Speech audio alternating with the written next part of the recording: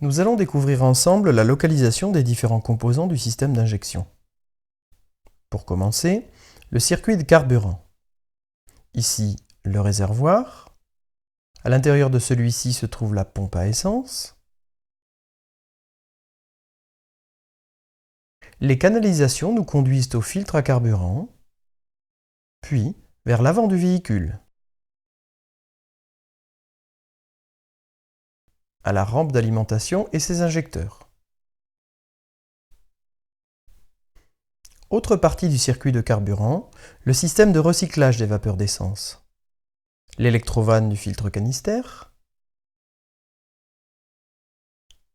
Un peu plus loin, placé généralement dans une doublure d'aile, le filtre à charbon actif, qui recycle les vapeurs, en provenance du réservoir.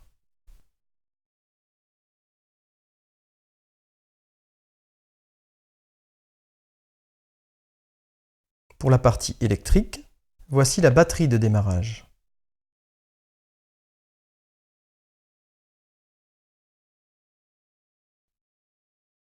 Le combiné d'instruments et le contacteur à clé. Puis, le cœur du système, la centrale électronique de commande, souvent installée dans l'habitacle ou dans le compartiment moteur. Le capteur de vitesse du véhicule est généralement placé sur la boîte de vitesse. Près de l'accélérateur se trouve le capteur de position de pédale.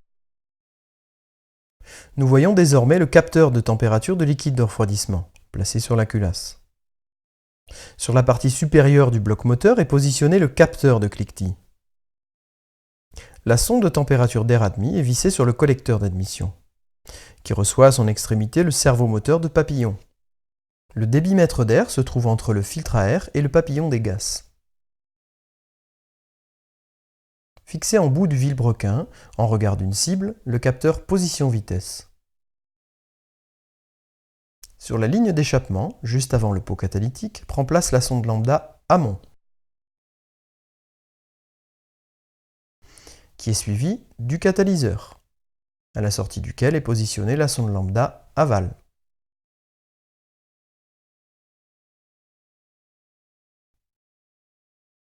Placée principalement dans l'habitacle, la prise diagnostique. Ici, la bobine d'allumage statique, située à proximité des bougies d'allumage. Cette visite guidée se termine.